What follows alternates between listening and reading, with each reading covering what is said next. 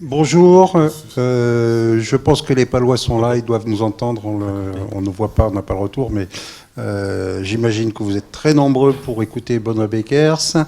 Donc Benoît Beckers est professeur à l'ISABTP, donc à l'Université de Pau et des Pays de la Dour, depuis un peu plus de 3 ans maintenant.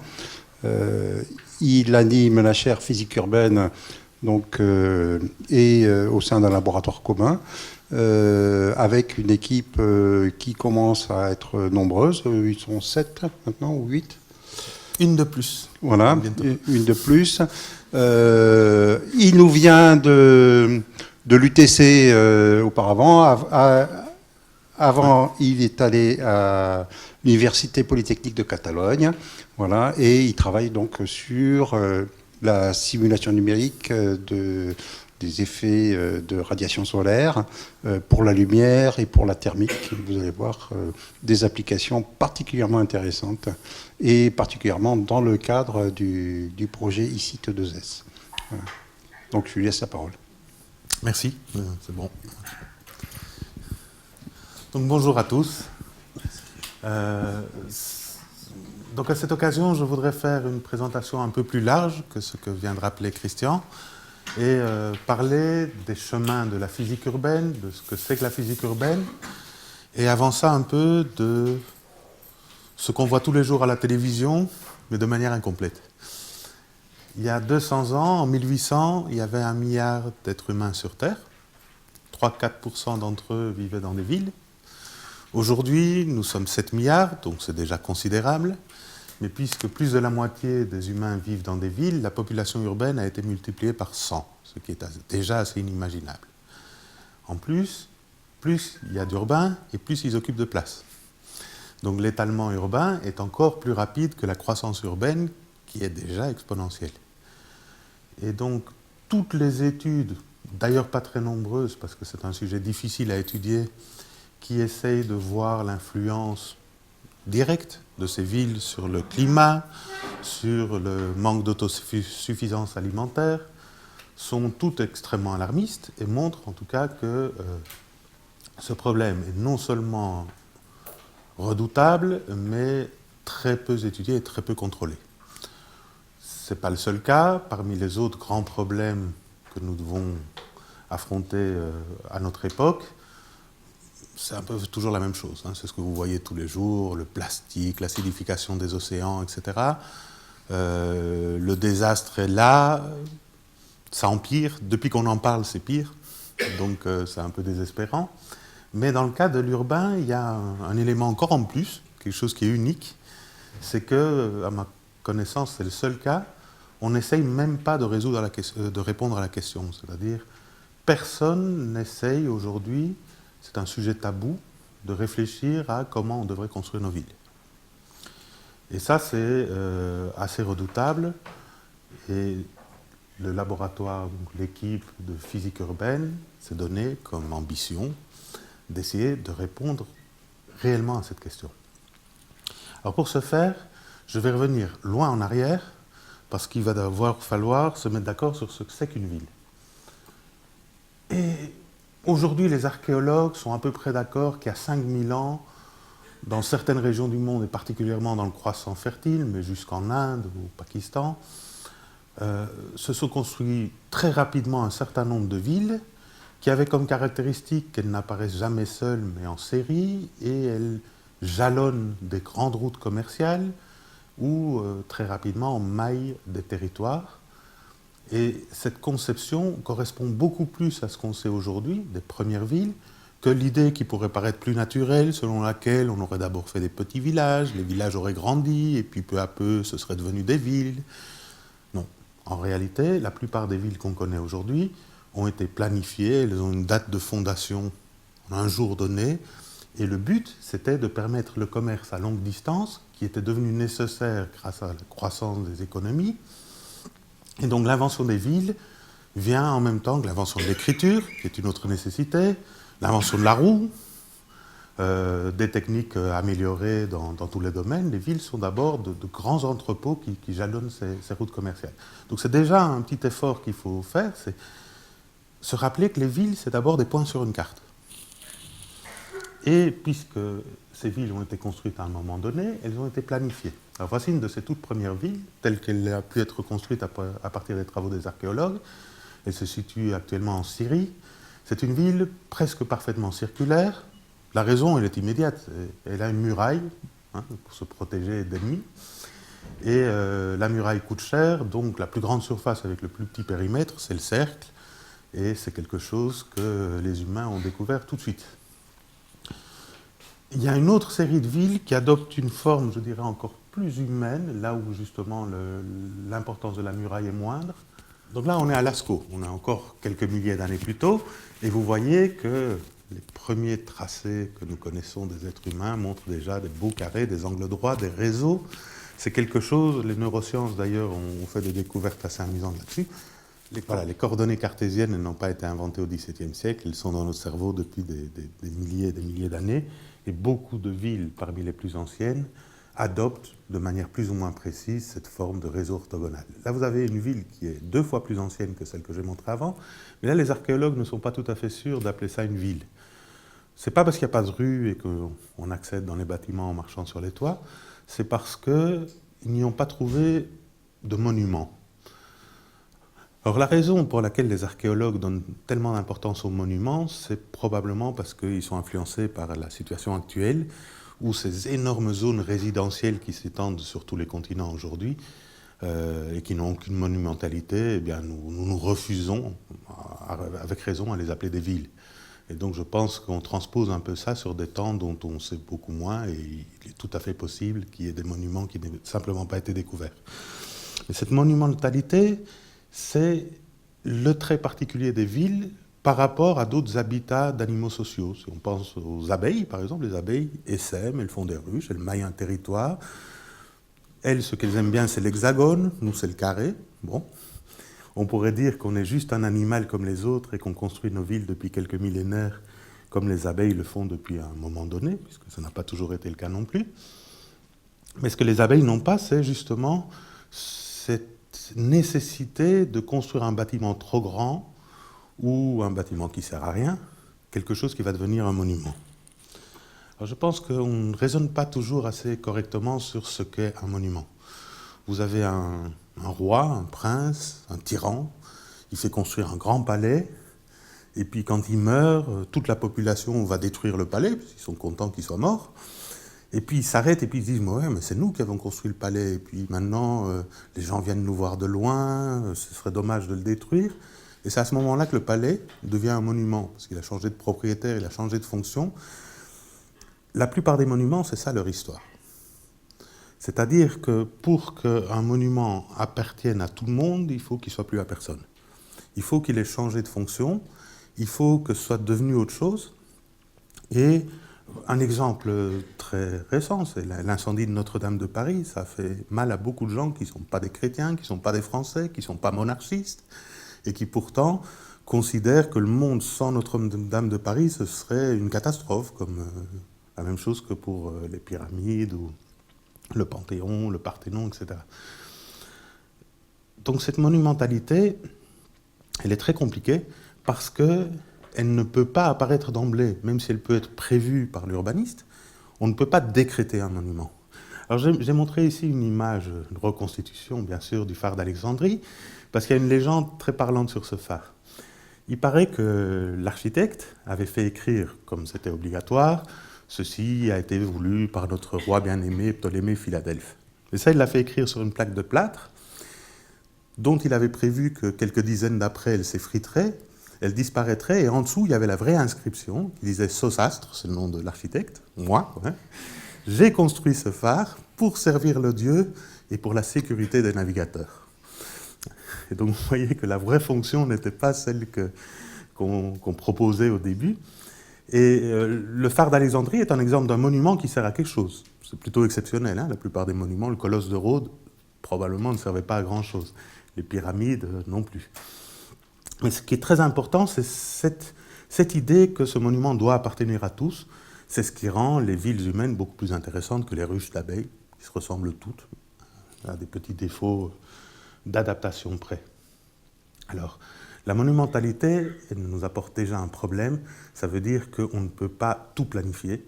puisqu'il y a des choses qui vont apparaître et qui, par définition, ne dépendent pas de la volonté du premier constructeur. Quand on a un problème compliqué, nous, les êtres humains, ce qu'on fait, c'est imiter. Aristote le dit déjà, il dit les enfants, ils apprennent par curiosité et par imitation. On imite ce qu'ont fait les autres, en essayant évidemment que l'imitation ne soit pas servile, mais qu'elle nous permette de ne pas commettre d'erreurs, de ne pas trop expérimenter, surtout quand c'est compliqué. J'ai mis une photo de Rome, de la place du Capitole, parce que Rome, c'est la ville de l'imitation pendant plus de 2000 ans. On n'a pas cessé d'imiter ce qu'avaient fait les autres. L'imitation nécessite un autre principe qui est celui de la composition. Par composition, j'entends exactement ce que pensent les musiciens, les compositeurs, c'est-à-dire qu'on va inventer des règles, notion de consonance, de dissonance, et puis travailler avec ces règles, et former par exemple des parcours qui vont aller de la dissonance vers la consonance. On retrouve ça dans les plus anciennes villes. Ici, c'est la porte d'Ishtar à Babylone. Cette porte, vous pouvez la visiter aujourd'hui à Berlin. Elle est sur un autre continent, elle est transposée à l'intérieur d'un musée, et pourtant, quand vous apparaissez au milieu de cette salle, vous ressentez une émotion aussi forte qu'en écoutant pour la première fois une pièce de Palestrina ou en regardant une peinture qui vous émeut particulièrement, parce qu'on est toujours sensible aujourd'hui à cette composition. Voilà les 5 premiers principes. Il y en a 2 autres, je vais passer plus vite parce que le suivant est trop compliqué. Le fait est que les villes évoluent. Elles durent beaucoup plus longtemps que les objets, elles durent des siècles et des millénaires. Et en général, tout ce qui a été à un moment donné une fonction qui justifiait une certaine construction a disparu ou s'est transformé en quelque chose d'autre. Alors on a des rares exemples de villes comme Pompéi qui sont figées dans le temps, et on est doublement impressionné à la fois par le fait que voilà, cette ville figée, c'est pas normal, et aussi, et ça c'est le résultat de l'imitation durant les siècles et les siècles, que finalement c'est pas si étrange que ça. On pourrait presque y vivre. Donc sur l'évolution, on pourrait parler beaucoup. Pensez que par exemple aujourd'hui, où on fait de plus en plus de plans 2050, 2100. Il faudrait que les villes consomment 2 fois moins en 2100. Oui, mais quelle ville? Pas celle d'aujourd'hui, celle de 2100. Comment sera Paris en 2100? Si vous aviez demandé à un Parisien de 1800 d'imaginer Paris 1900 ou à un de 1900 d'imaginer Paris 2000, il serait tombé complètement à côté de la plaque. Pourtant, la plupart des bâtiments sont restés, ils sont les mêmes. Mais les changements sont tellement importants et tellement imprévisibles que l'évolution des villes pourrait être une discipline, une science à elle toute seule qui n'existe pas encore, malgré quelques travaux pionniers intéressants à ce sujet. Alors il y a un dernier point qui est le contrôle. Alors c'est celui-là qui nous fait des ennemis. Je veux dire, quand on dit qu'on veut construire des villes nouvelles, on se fait tout de suite traiter de bolchevique ou de despote oriental. Contrôler une ville est absolument nécessaire, mais ça ne veut pas dire la contrôler avec de la police. On n'est pas en train de parler de ça, d'autant plus que les villes sont les meilleurs antidotes à toute idée de dictature. C'est toujours dans les villes qu'il y a eu les révolutions et qu'on ne s'est pas laissé marcher sur les pieds. C'est beaucoup plus facile de contrôler une campagne qu'une ville. Les villes ont besoin d'un contrôle beaucoup plus général. Elles ont besoin de recevoir tous les jours les ressources qui vont permettre aux gens de vivre, sans épuiser ce qui va se passer à la génération suivante, puisqu'elles sont là pour durer. Donc les villes doivent être durables. Les villes sont des endroits dangereux, surtout dans le passé. Il y a les inondations, il y a les risques d'incendie, les épidémies, etc. Donc elles doivent être sûres. Il faut travailler à leur sûreté. Et enfin, comme on n'arrive jamais à faire une ville qui soit vraiment durable ou vraiment sûre, il faut que ça vaille le coup. Parce que le surcoût d'effort va être tel pour que la ville tienne la route, qu'il faut vraiment que ça vaille la peine d'aller vivre en ville. Qu'est-ce qui fait que ça vaut la peine? La ville, l'air de la ville rend libre, disaient les Allemands au Moyen-Âge. C'est-à-dire, dans la ville, vous allez trouver toute une série de choses qui n'existent pas à la campagne et qui justifient les risques que vous prendrez. Vous pourrez faire des études différentes. L'université est un des facteurs essentiels de la ville depuis les origines, même si son nom a changé plusieurs fois.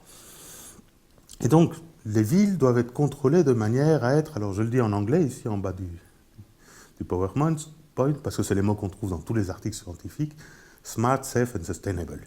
Smart, pas comme la smart city, c'est beaucoup plus que simplement mettre un bon réseau Internet et rendre le réseau électrique un peu plus intelligent. Ça ne fait qu'effleurer le problème. La ville intelligente, c'est infiniment plus que ça. Alors, Qu'est-ce qui nous est arrivé? Eh bien, vers 1800 commence la révolution industrielle et tout de suite, ça pose des problèmes très sérieux. L'Angleterre arrive à une urbanisation de 50%, donc ce qui est le reste du monde aujourd'hui, en 1840, c'est-à-dire quelques dizaines d'années après le début de la révolution industrielle, d'où la pollution, le fameux smog. Là, c'est en France, à Paris, c'est la fameuse zone. Toutes ces zones de développement beaucoup trop rapides, avec ces quartiers non planifiés qui apparaissent et où la vie est très dure et très précaire, vont créer des réactions conscientes, intelligentes et qui vont assez bien marcher au début. Alors, les deux premières sont devenues extrêmement célèbres. C'est le baron Haussmann à Paris et Ildefonso Cerda à Barcelone. C'est lui qui invente le mot urbanisme d'ailleurs. La chance qu'ont Haussmann et Cerda, c'est que le développement de la ville à cette époque s'est accéléré, mais n'est pas encore si rapide que ça.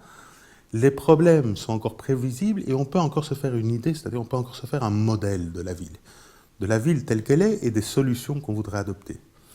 S'il s'agit, et c'est l'essentiel pour eux, de faciliter la circulation de l'air, du soleil et des marchandises, avec des outils très simples, on peut y arriver. L'ordinateur aidera quand il arrivera, mais il n'est pas nécessaire.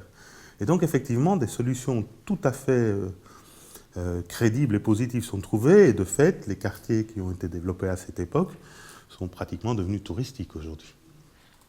Malheureusement, on continue d'inventer des choses, l'ascenseur, les grandes structures en acier, puis en béton armé, l'automobile, et tout ça va encore donner d'autres changements d'échelle, des villes plus hautes, plus grandes, plus larges. Et à nouveau des réactions qui sont au moins très intéressantes, comme celle du Bauhaus en Allemagne dans les années 20, celle des Siam, où participent tous les architectes importants de l'époque qui réfléchissent très particulièrement aux problèmes de la ville. Le plus célèbre étant sans doute Le Corbusier. Et pourtant, quand enfin, après la Seconde Guerre mondiale et la récupération de l'économie, on a les moyens de créer des villes nouvelles, c'est la catastrophe. C'est la catastrophe, que ce soit à Chandigarh, à Brasilia ou ici à Sarcelles, dans la banlieue de Paris. Ces villes ne répondent à aucun des critères qui étaient supposés les rendre meilleures que ce qui existait avant elles. Elles vieillissent très vite et très mal. Elles créent en face d'elles ces premières zones pavillonnaires qui vont s'étendre à l'infini, d'abord aux États-Unis, puis en Europe et aujourd'hui partout dans le monde. Et là, on n'arrive plus à rien contrôler. On n'arrive plus à contrôler, mon opinion, je pense assez fondée, c'est que la raison principale, c'est la faillite scientifique. C'est-à-dire, on n'arrive plus à calculer, on n'arrive plus à modéliser la ville, et du coup, on ne peut plus imposer des solutions qui seraient meilleures que d'autres. Donc, évidemment que les excès du capitalisme, du libéralisme sauvage, tout ça, tout ce qu'on veut, tout ça a empiré les choses. Mais d'abord, il y a cette faillite scientifique. La science du 19e et du 20e siècle n'est pas du tout faite pour résoudre ces problèmes. Elle sait faire voler des avions, elle sait explorer l'univers, elle ne sait pas construire des villes. Alors la question est de savoir si aujourd'hui, on peut enfin reprendre d'un point de vue scientifique l'étude des villes, donc cette fameuse physique urbaine dont j'ai fait le titre de la présentation. Et la réponse, il y a encore 15-20 ans, aurait été négative. On ne pouvait pas, on n'y arrivait pas. Aujourd'hui, nous avons des moyens de mesure qui ont énormément progressé ces dernières années, qui sont démocratisés, comme la caméra thermique. Nous avons des ordinateurs qui ont aussi, bien sûr, beaucoup progressé. Et on commence à se dire qu'on devrait être capable, par exemple, de simuler cette image dont vous voyez ici la thermographie mesurée d'un port. Alors on va commencer par ce problème puisqu'il est manifestement très important, celui de la thermique urbaine, c'est-à-dire du coup celui des économies d'énergie, des consommations, etc.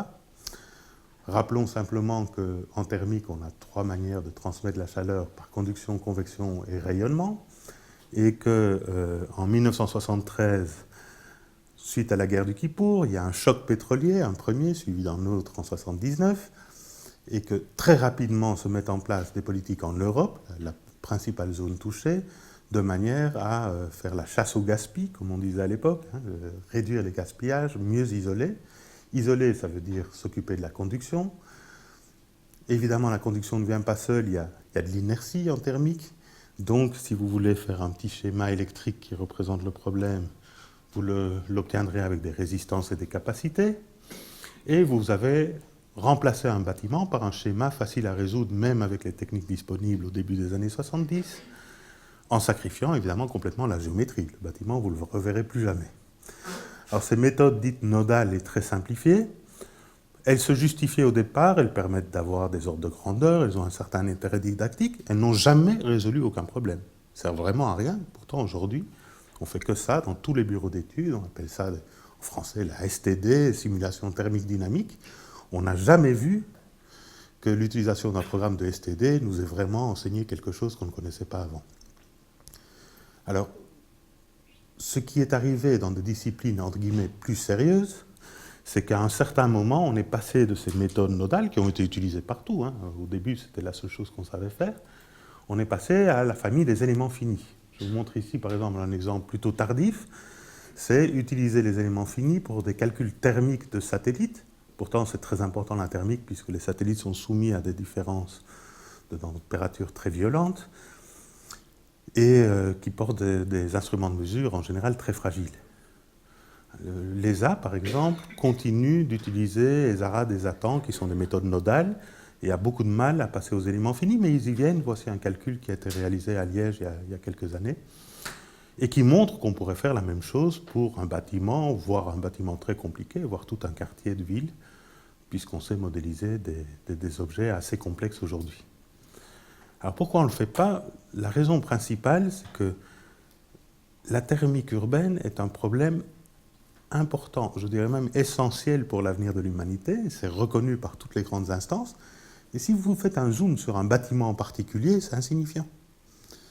C'est ce qu'on va faire sur 100 000 ou 1 million de bâtiments qui peut avoir un certain impact. Si vous raisonnez bâtiment par bâtiment, vous n'avez plus l'argent, vous n'avez plus la motivation de travailler aussi sérieusement que ce qu'on fait sur un avion. L'avion, même si vous n'en faites qu'un seul, s'il tombe, ça fait 200 morts. Un bâtiment, si c'est, comme on dit, une passoire thermique, ben, tout le monde a oublié le nom de l'architecte. Et donc, voilà un premier arrêt qu'il y a eu dans le développement de ce qui aurait dû être la physique du bâtiment et plus tard la physique urbaine. Alors, il y a d'autres gens qui ont travaillé directement sur la convection. La convection, c'est bien, il y a des logiciels très compliqués qui fonctionnent, qui permettent d'étudier plein de choses, y compris de placer une ville dans une soufflerie virtuelle. L'avantage sur ce qu'on a vu auparavant, c'est que tout de suite, on est obligé d'utiliser des méthodes exactes, précises, avec des calculs d'ailleurs très lourds, très longs. Le problème, c'est que l'étude de la convection seule n'apporte pas grand-chose. C'est joli, mais ce n'est pas utilisable. On ne va pas dessiner une ville juste par rapport au vent. En général, quand il y a du vent, il n'y a plus de problème. Si vous avez trop chaud, il y a le vent qui arrive, le Mistral arrive, c'est réglé. Donc le problème, ce serait d'étudier plutôt la ventilation quand il n'y a pas de vent, c'est-à-dire, par exemple, celle qui peut être opérée par tirage thermique. Et ça, on ne sait pas faire aujourd'hui. Donc les calculs de CFT sont jolis, ce sont des beaux résultats universitaires, mais pas très utilisables. Il y a un troisième point de départ possible, qui est le rayonnement. Et le rayonnement, c'est tout à fait différent. Là, ça fait des milliers d'années qu'on étudie les trajets solaires, qu'on s'intéresse à faire rentrer le soleil en hiver dans les bâtiments, à l'empêcher de rentrer en été. L'informatique, c'est facile d'imaginer qu'elle va vous aider à voir ça à une plus grande échelle, à essayer plus de solutions. En plus, on a développé d'excellents algorithmes grâce à tout l'argent injecté par l'industrie du divertissement, que ce soit les films 3D, les jeux vidéo. Donc vous avez des algorithmes de lancer de rayons, de radiosité qui fonctionnent très bien aujourd'hui. Et donc, si on se limite au problème du rayonnement, on a des résultats directement utilisables. Je vais vous montrer un premier d'un des doctorants de la chaire, Antoine. Voilà, par exemple, une rue de Bayonne, vous la voyez apparaître à droite, puis on a fait une coupe dans le bâtiment avec des étages, des appartements qui donnent sur la rue et d'autres qui donnent sur un puits de lumière. Alors, si vous regardez l'image du dessus, vous voyez que les appartements en bas à gauche sont assez sombres. Pourtant, on est à midi, en hiver.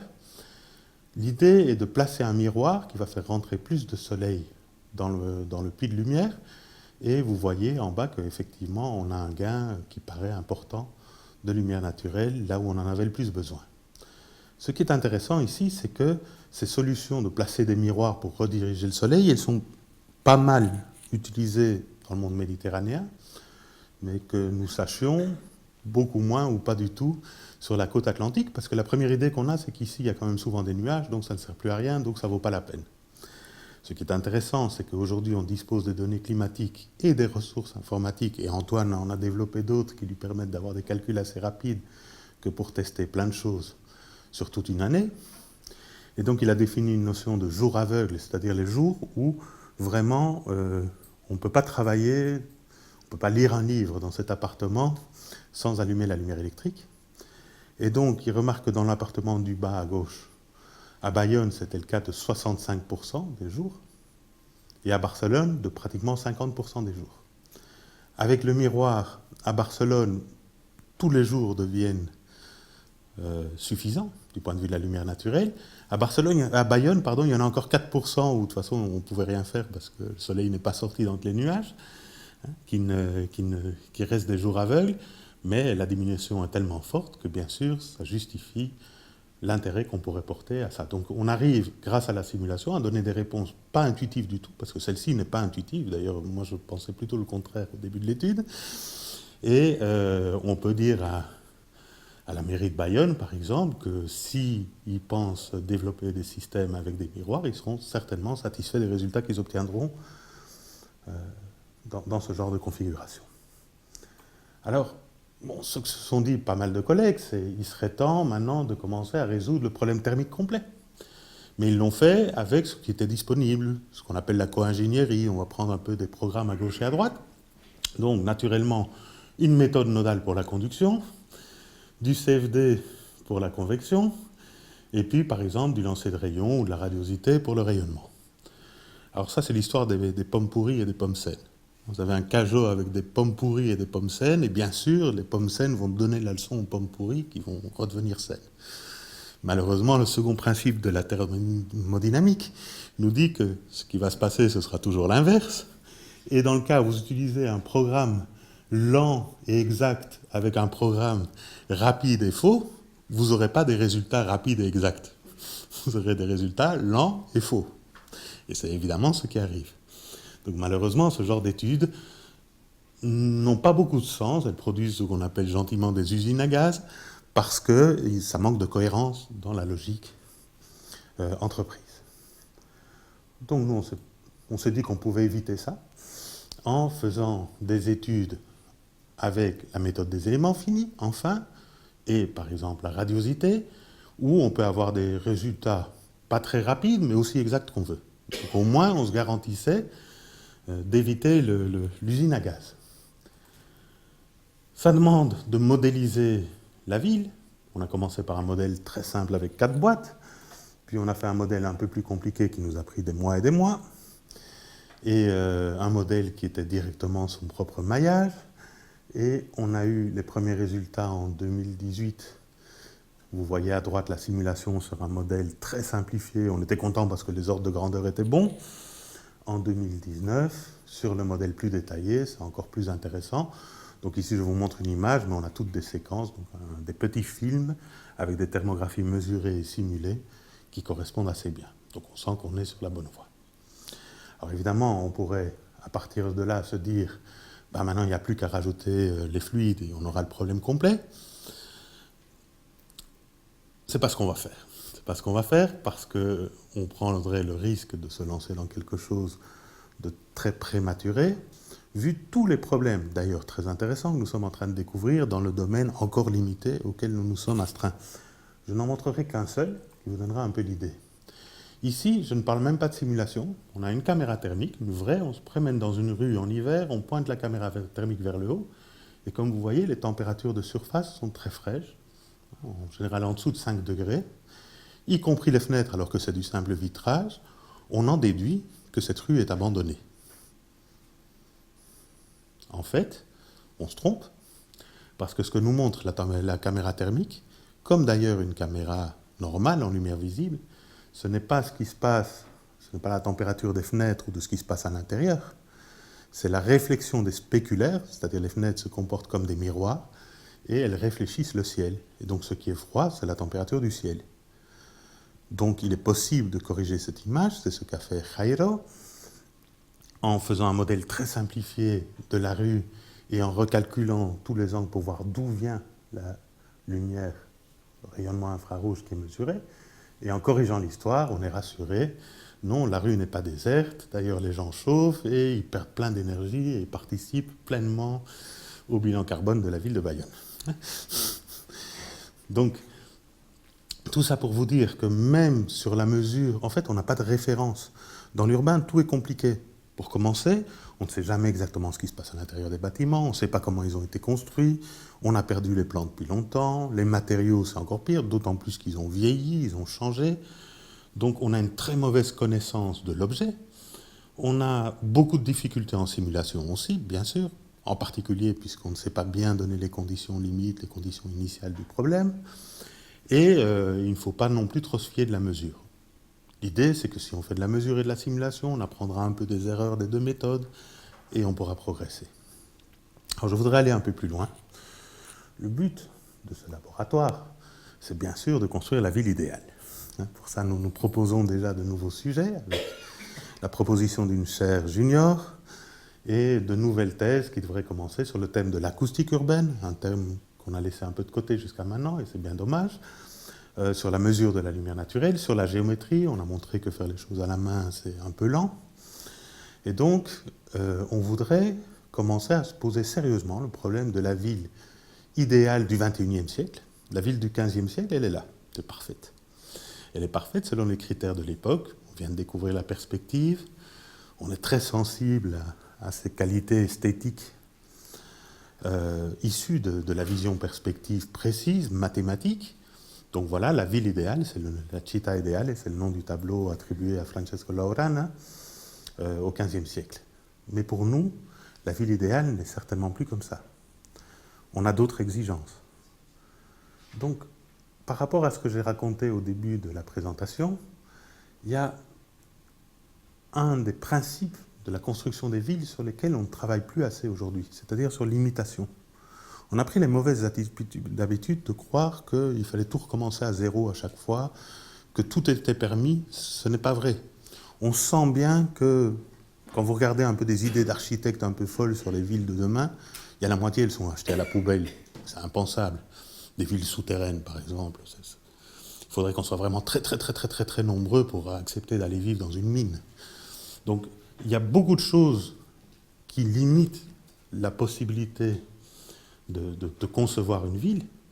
Et ce qu'il faudrait ressortir de justement toute cette pratique millénaire de l'imitation des villes, c'est ce qu'on appelle en optimisation mathématique l'espace de conception. C'est-à-dire dans quelles limites on doit se tenir pour imaginer une ville, qui soit une ville. Alors cet espace de conception donne lieu après à des paramètres de conception qui doivent permettre de balayer l'espace de conception. C'est-à-dire on va faire varier des paramètres, par exemple la hauteur des bâtiments, l'écart entre les bâtiments, la largeur des rues, tout ce qu'on veut, et on va pouvoir explorer toutes les possibilités formelles qui permettraient de générer une ville acceptable pour des êtres humains en tant que ville, c'est-à-dire avec des bâtiments qui ne flottent pas dans l'espace, qui ont des portes, des fenêtres, ce genre de choses. Il n'y a pas que les variables géométriques, bien sûr, il y a les matériaux qui importent, il y a la topologie aussi, les connexions. Tout ça est classique en optimisation, et c'est tout à fait valide, évidemment, pour imaginer une ville. Une fois que vous êtes arrivé là, vient l'autre principe qu'il faudrait repêcher de ce principe dont je vous ai parlé au début, qui est celui de la composition. Il nous faut des règles de composition. Comment va-t-on composer la ville et à partir de quoi? On sait déjà que ce ne sera pas suffisant de parler d'esthétique. Ce n'est pas qu'on va l'oublier, ce n'est pas qu'on va dire qu'on va faire une ville moche pour le plaisir, mais on voudrait que ce soit une ville où le soleil soit bien distribué, où l'acoustique ne pose pas des problèmes dramatiques, où les champs d'énergie soient contrôlés. Et donc, ces règles de composition, elles vont nous entraîner à imaginer un système de ce qu'on appelle, encore une fois dans la théorie d'optimisation, les contraintes et la fonction objectif. Alors, je vous donne tout de suite un exemple, vous allez comprendre. Fonction objectif, c'est ce qu'on veut atteindre. Par exemple, moi je voudrais minimiser les consommations de la ville. Tout le monde est d'accord là-dessus, les riches, les pauvres, tout le monde, bon. Si la ville consomme moins, c'est mieux. Ça m'arrange d'avoir un seul paramètre, l'énergie consommée, c'est-à-dire de faire de l'optimisation avec un seul objectif et pas multi-objectif où je dois comparer des pommes, des poires et des raisins où je ne sais plus à la fin où j'en suis. Mais je sais aussi que l'acoustique a un rôle. Pour prendre un exemple extrêmement simple, si vos rues sont trop bruyantes, les gens ferment les fenêtres et donc vous ne pouvez plus surventiler la nuit et donc vous allez inciter les gens à acquérir, c'est typique de toutes les grandes villes d'aujourd'hui, des moyens de climatisation catastrophiques pour la fonction objectif, dans le seul but de pouvoir dormir tranquille en été. Donc, dans ce cas-là, l'acoustique, je la mettrai comme contrainte. Je dirais, par exemple, qu'il y a une contrainte sur le fait que le bruit généré dans la rue ne peut pas remonter aux étages supérieurs au-delà d'un certain pourcentage, par exemple. Donc j'oblige comme contrainte et je garde une fonction objectif en énergie. Je ne pourrais pas traduire l'acoustique en énergie. Et donc, en travaillant bien là-dessus, je peux garder un objectif assez simple, assez clair. Après ça, il faut placer les conditions initiales et les conditions limites. Dans le cas des villes, ce qui est important, c'est que les villes vont être placées, on reprend le maillage comme les Sumériens, on va mettre la première ville là, l'autre là, ça va dépendre du relief, du climat, la latitude, vous aurez des conditions limites qui seront extrêmement différentes. Et tout ça, bien sûr, doit être posé au départ pour le problème d'optimisation. Quand vous avez tout ça, vous pouvez imaginer une maquette numérique urbaine, qui est le titre de la chaire junior qu'on va proposer cette année. Avec ça, on peut imaginer deux choses qui nous motiveraient, je pense. Je peux parler au nom de plusieurs personnes. D'abord, la capacité d'aller dans une ville inconnue, dans un quartier inconnu, faire des mesures en 2 ou 3 jours, revenir ici, lancer des calculs et être capable de dire aux autorités de cette ville, voilà, vous avez 2 scénarios d'aménagement pour le futur, le premier est bien mieux que le second. Regardez, on a des réponses quantifiées là-dessus. Je pense que ça, ce serait déjà quelque chose, une nouveauté absolue, qui changerait un peu la mentalité de tout le monde sur ce qu'on est capable de faire sur les villes au XXIe siècle. Puis probablement derrière ça, il nous reste à inventer la vraie ville idéale de notre époque, qui ne ressemblera pas à ça, et qui ne ressemblera certainement pas à ce qu'on construit partout, n'importe comment pour le moment. Voilà, merci.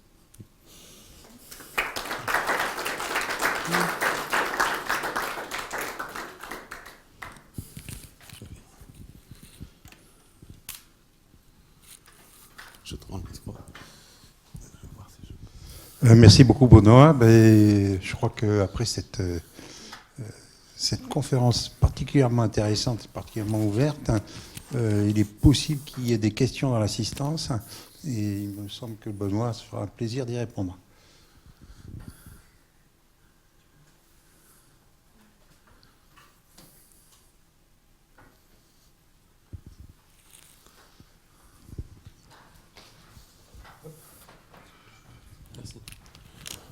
Merci pour cette excellente présentation. Bon, tu as beaucoup ciblé la physique urbaine au travers de ton domaine d'excellence qui est celui de la gestion de l'éclairement, de la lumière et du confort visuel.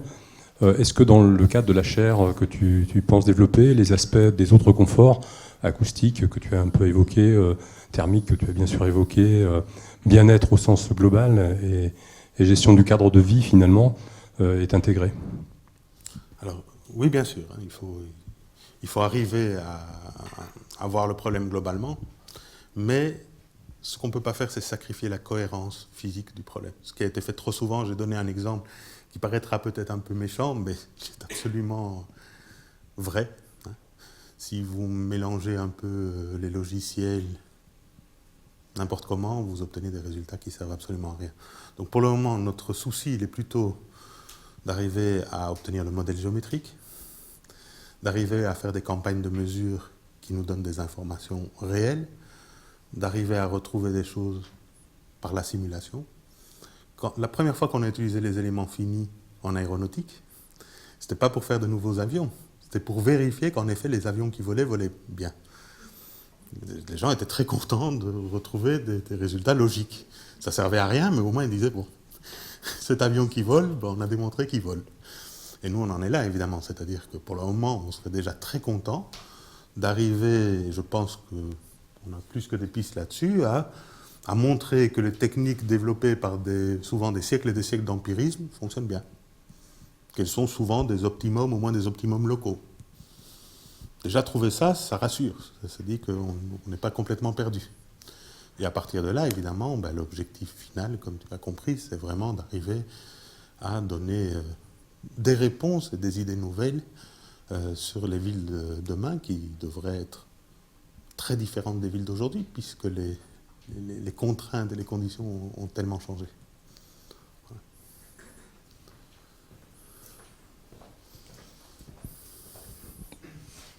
Voilà. Beaucoup apprécié la conférence.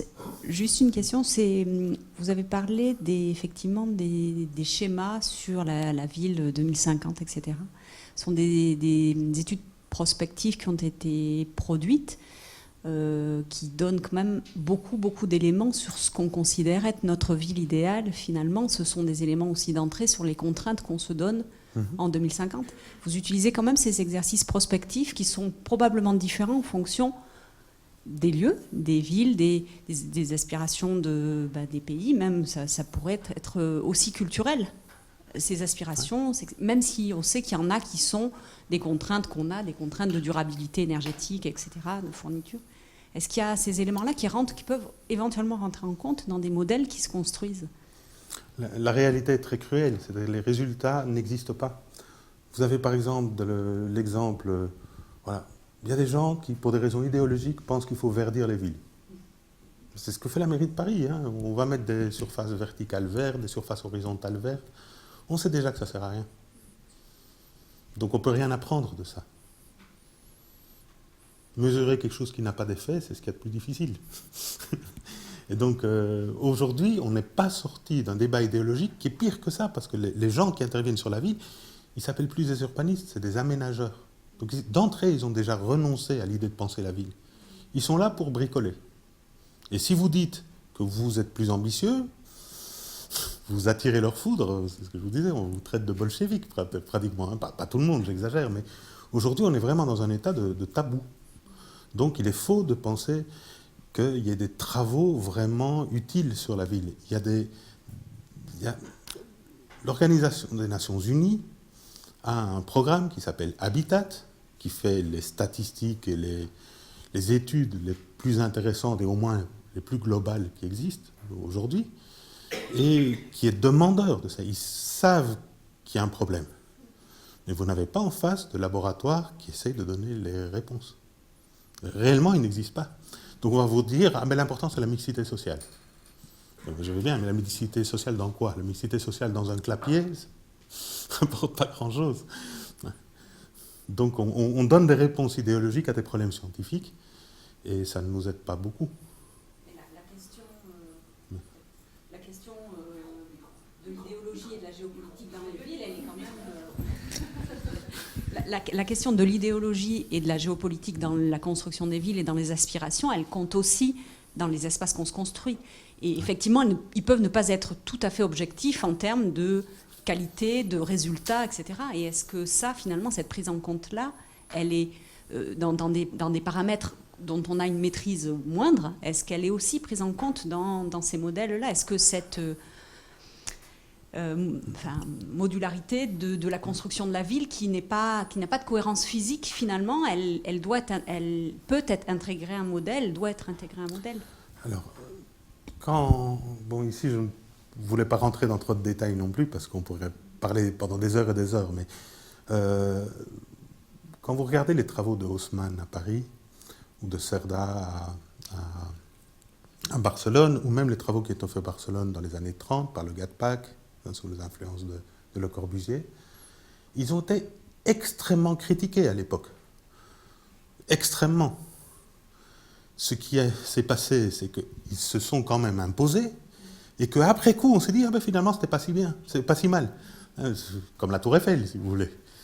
Donc, ce qui arrive en réalité, c'est ça, c'est-à-dire qu'il y a des scientifiques, vous pouvez enlever le mot scientifique et le remplacer par des théoriciens, mais des théoriciens, aujourd'hui, le problème physique, on est obligé de l'avoir, parce qu'on a réellement des problèmes de pollution, etc. Donc, vous avez des physiciens, des scientifiques, qui font une proposition, puis vous avez des hommes politiques qui ont le courage de la défendre, ce qui n'est pas évident, et puis après, si on a eu raison et qu'on a bien construit, après toute la population sera d'accord. Le problème pour le moment, c'est que c'est la première étape qui n'existe plus. Vous n'avez plus de théoriciens, de physiciens qui sont capables de faire une proposition. Donc on vous dit, ouais, mais il faut faire attention à la liberté des gens. Oui, mais le problème n'est pas là, de toute façon. La liberté des gens de faire n'importe quoi ne court aucun risque pour le moment. Ce qui va s'imposer, on en discutait avec les étudiants l'autre jour, mais ce qui va arriver et qui se sent venir, c'est que l'étalement urbain est tellement dramatique que brutalement, des lois vont être imposées où on dira, on n'a plus le droit de construire là où ce n'était pas construit avant. C'est ça qui va arriver. Et nous, on n'aura rien à voir là-dedans. C'est déjà un peu le cas. Hein. Oui, oui. Ben, c'est un peu le cas, sauf que pour le moment, l'étalement urbain en France, aujourd'hui encore, il est exponentiel. C'est-à-dire, pensez tous au quartier où vous habitez et à ce qu'il était il y a 20 ans. Donc il va y avoir des choses qui vont se décider un peu en dehors de nous. Nous, notre problème, il n'est pas là. Notre problème, il est-ce qu'au lieu de construire n'importe comment, ce qui est vraiment le cas aujourd'hui, est-ce qu'on peut construire bien? C'est là où on peut apporter quelque chose. Oui. Et puis faire une ville d'1 million d'habitants où les gens soient heureux de vivre là, c'est pas simple. Ça demande des vrais spécialistes. Aujourd'hui, vous n'en avez plus de spécialistes. Essayez, mais chaque fois on peut s'amuser là-dessus. Hein. Est-ce que quelqu'un dans la salle connaît le nom de 3 urbanistes dans le monde? D'une personne qui a été en charge de conduire une ville vers quelque chose d'autre, de ce qu'elle est. Ça n'existe plus. Donc, des villes qui se transforment aujourd'hui. Mais elles se transforment tout le temps. En France, par exemple, il est interdit de faire des villes nouvelles. Alors, il y a eu une primaire du Parti socialiste, c'était il y a quelques années, où je crois que c'était Fabius, qui était copain de Roland Castro, donc d'un des rares urbanistes rescapés des années 68, là, et qui avait dit qu'il faudrait faire des villes nouvelles. Il s'est fait massacrer par les autres. On a dit, on n'a même pas le droit d'en parler. Et c'est pour ça que je commence en vous rappelant comment c'était tout au début de l'histoire. Parce qu'aujourd'hui, les aménageurs français, ils prétendent que les villes, c'est des villages qui se densifient peu à peu. Comme ça fait mal à personne. Et ce qu'on obtient, c'est Anglette. Je crois que tout est dit. Oui. Mais Cergy-Pontoise, ça ne fait pas envie non plus. Hein. Ben non. Mais Cergy-Pontoise, c'est l'autre problème. Ça a été la catastrophe finale. C'est-à-dire, dans les années 60, on a cru qu'on était capable, et au lieu de lancer le projet d'une ville nouvelle, on en a fait 15. Et on n'avait pas l'argent, on l'a fait trop vite, on l'a fait mal, on a pris des risques, on a expérimenté, on a construit sur dalle, des trucs de fou. Et donc ça, c'est l'autre, effectivement. Et donc à cause de ça, on n'a plus le droit de parler des villes nouvelles, et du coup maintenant, on fait des villes nouvelles sans le dire. Il y en a partout. Vous regardez sur les cartes satellites, vous les voyez, les villes nouvelles, mais elles n'existent pas officiellement. Donc oui, on est dans une situation extrêmement hypocrite pour le moment.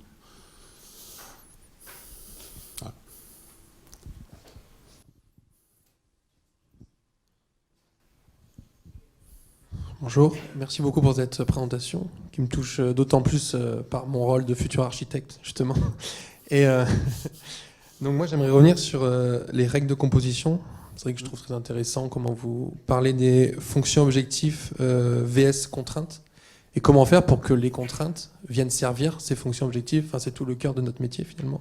Ouais. Et comment les baser sur... On parle beaucoup de trame urbaine ou quand on commence un projet, on part d'une trame. Et comment lier tout ça? Est-ce que vous avez les premières pistes de réflexion là-dessus? Oui, alors.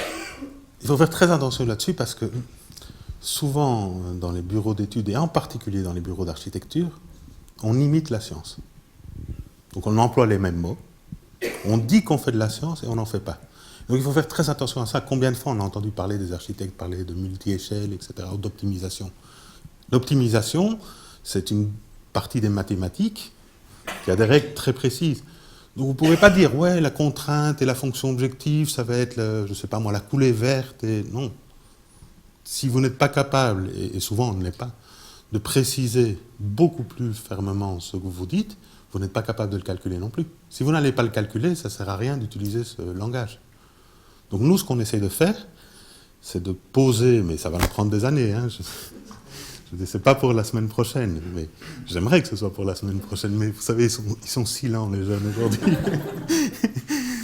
Ce qu'on va essayer, c'est de poser un problème aussi précis que possible, de manière à trouver une solution par de l'optimisation automatique, bien sûr, et de pouvoir vérifier cette solution. Donc on est très très loin d'aller vers des concepts plus globaux, plus vagues, comme ceux que les architectes emploient en général. Et je pense de toute façon que les architectes ont un prix à payer à l'histoire qui a été l'abandon de la recherche pendant 2 siècles. Parce qu'ils sont co-responsables de la situation actuelle.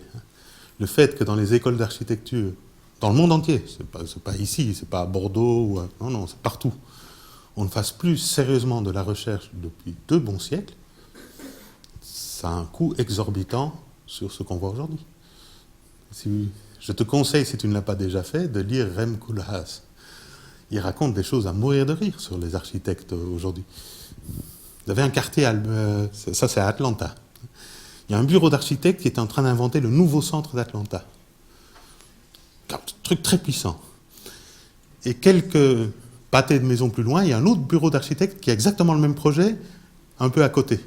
Et donc ils ne savent pas qu'ils existent les uns les autres. Donc ils vont créer en même temps 2 centres qui vont avoir une influence mutuelle qui ne sera pas forcément positive. Donc je veux dire, quand on est à ce niveau de n'importe quoi, vaut mieux abandonner et dire on reprend à zéro avec d'autres gens. Et donc il faut se méfier énormément. Moi j'aime beaucoup l'architecture, sinon je ne serais pas là.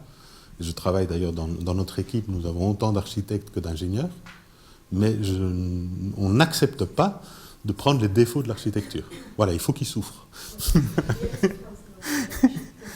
Mais je crois que lui, il souffre un peu aussi de temps en temps. Voilà. Mais c'est un vrai problème, hein, tout ça. En général, pour résumer, avec les étudiants, avec les gens de votre âge, ça se passe super bien. Vous n'êtes pas encore déformés trop. Et dès qu'on parle avec des collègues un peu plus âgés dans les écoles d'architecture, c'est la catastrophe. C'est le déni. C'est ce dont on parlait avant. Le refus, le tabou, impossible de dialoguer. C'est pareil dans l'ingénierie. Oui, bien sûr. Bien sûr. Ce qu'il y a, c'est qu'on parle des problèmes de l'architecture ici. Je veux dire, c'est pas pour dire que les architectes sont pires que tout le monde, c'est vrai. C'est vrai que c'est vrai dans beaucoup d'autres disciplines. Génie civil, dès qu'on sort du béton et des places de parking, c'est dur aussi. Hein. Ouais. Est-ce qu'il y aurait des questions chez nos collègues palois? Ah, il y en a encore une ici. Une bonne question. Non, il n'y a pas. A priori, non. Ok. Bon, tout d'abord, merci pour la présentation, qui est dans la continuité du cours qu'on a eu récemment. Moi, ma question, elle est plus par rapport à la nouvelle ville de demain. Est-ce qu'elle serait basée sur les villes qui existent déjà, ou ce serait un concept tout à fait nouveau, qui serait implanté dans un lieu tout à fait nouveau? Alors, premièrement, la ville ne peut pas être complètement différente des villes d'aujourd'hui. Ça, c'est une des erreurs qui a été commise dans le passé et qu'on ne doit plus commettre. Donc il faut qu'on rende toute sa place à l'imitation. Pas l'imitation servile, mais apprendre du passé. Donc elle ressemblera forcément... La seule chose qu'on peut dire de Paris dans 100 ans, c'est que probablement 90% des bâtiments, ils seront les mêmes qu'aujourd'hui. Ils seront toujours là. Et si on construit une ville nouvelle, on ne va pas complètement tout réinventer. Alors là, maintenant, je te retourne la question. En tant qu'être humain, je ne suis pas plus doué que toi, hein, je veux dire, jusqu'où on pourrait changer les choses et que ça reste une ville où on pourrait vivre. Par exemple, la Brasilia, ils ont supprimé tous les coins de rue. Les gens deviennent fous. On ne peut plus marcher à pied, on ne s'y retrouve plus, on se perd, on se paume tout le temps, on se retrouve au milieu d'une autoroute. Ça, on n'en veut pas. Ça, c'est hors de l'espace de conception. Maintenant, comment pourrait être modifiée une rue? Jusqu'où? Qu'est-ce qu'on est capable d'imaginer? C'est une question passionnante. Elle n'est pas simple et elle n'est pas très étudiée. Hein, puis une ville, on est tous les uns sur les autres. Donc, à Hong Kong, par exemple, ils commencent à rejoindre les toits des bâtiments les plus hauts, avec des passerelles. Et du coup, les gens qui sont en bas, ils sont à l'ombre. Jusqu'où on peut aller? Quel est l'optimum?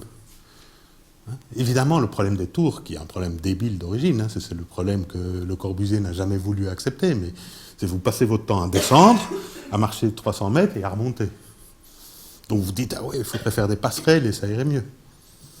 Si vous construisez des tours comme ça dans des pays dont l'avenir n'est pas très sûr, l'Algérie après la décolonisation, des Algérois m'ont confirmé qu'aujourd'hui encore, vous avez des bâtiments assez hauts construits par les Français, les ascenseurs sont en panne depuis 1970 à peu près, et il y a des gens, des personnes âgées qui ne sortent plus jamais.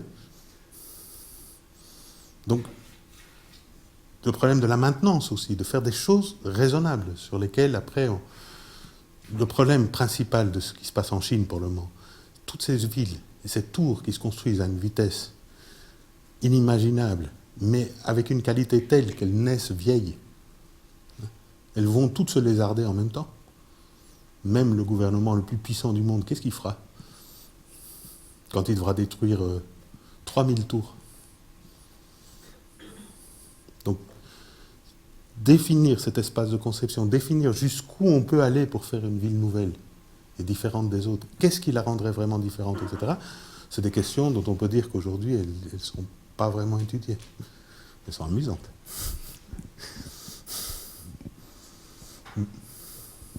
C'est pour vous, en gros.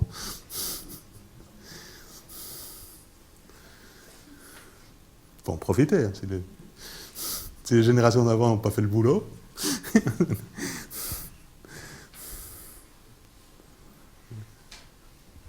Bon, mais je crois que ça va conclure la série de questions. On remercie encore Benoît pour cette passionnante conférence sur l'urbanisme et son devenir et ce qu'on peut faire pour l'améliorer.